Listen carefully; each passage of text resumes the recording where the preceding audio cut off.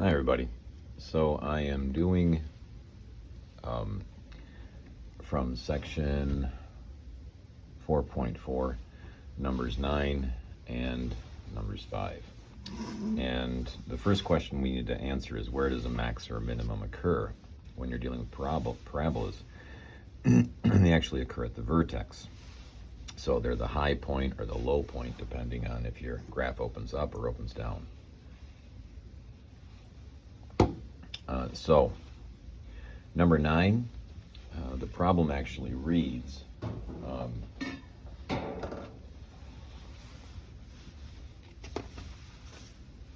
you're enclosing the most area with a fence, and the farmer with 4,000 meters of fencing wants to enclose a rectangular plot that borders on a river.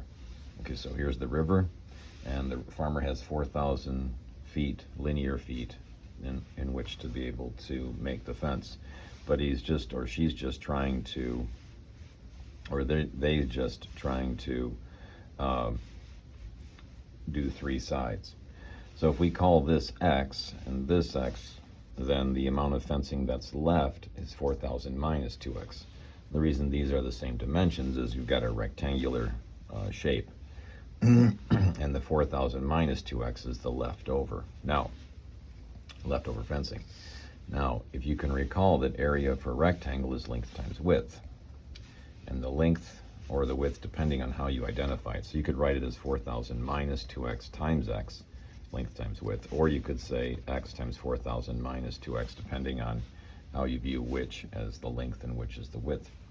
Regardless, if you distribute it, you'll end up with 4,000x minus 2x squared, or you could have negative 2x squared plus 4,000x. But in either case, the b is 4,000 and the a is negative 2. So to find the vertex, or the x-coordinate of the vertex, you're going to take negative b over 2a, which is negative 4,000 over, and I put that negative there mistakenly. It should actually be on that 2, but it's 2 times negative 2. And so you end up with a negative over a negative, and so it becomes a positive, and so you have 4,000 over 4. So your dimension that maximizes your area is 1,000. Now, if your x is 1,000, then you plug in your x here and here, and you'll end up getting an area of 2 million square meters. Okay, so let me scroll this up a little bit, and we'll focus on number 5.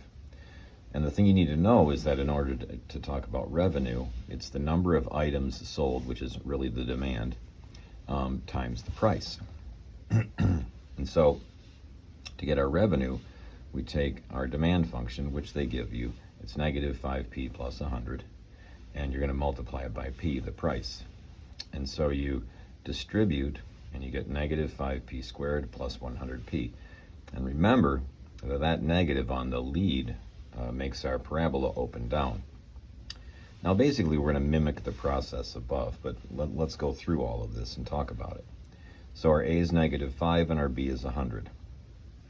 And so right here, I went ahead and I did negative 100 over 2 times negative 5, and you can work that out and you get your price of 10.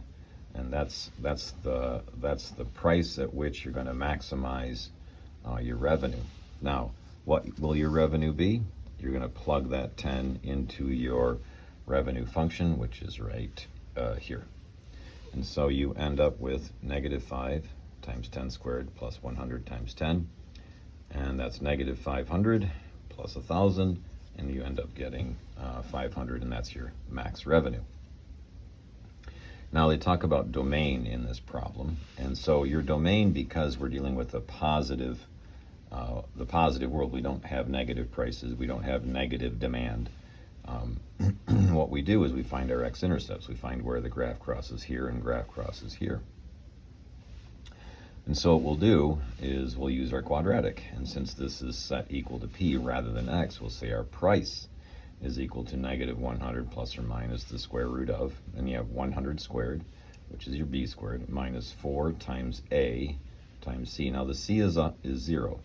And it's not that 0, that's the 0 we're setting it equal to find our x-intercepts. It's actually plus c or plus 0, and there's no constant. All right, now 0 times negative 5 times 4, that's 0. So I have 100 squared, and I'm taking the square root of that. So I'm going to have 100 right there. Now, oops, my apologies. So I have negative 100 plus or minus square root of 100 squared minus 4 times negative 5 times 0. That's the 4ac, and that's all over 2a. Now that piece is 0, so I have the square root of 100 squared, which is just 100. And I go negative 100 plus 100. Well, that gives me my 0. And I do negative 100 minus 100, which is negative 200 over negative 10, which is a positive 20. And so my x values go from 0 to 20. So my domain does not include the 0, does not include 20. It doesn't make sense to have 0 units being produced or sold. So same thing with 20, because you're getting a revenue of $0. You wouldn't operate that way.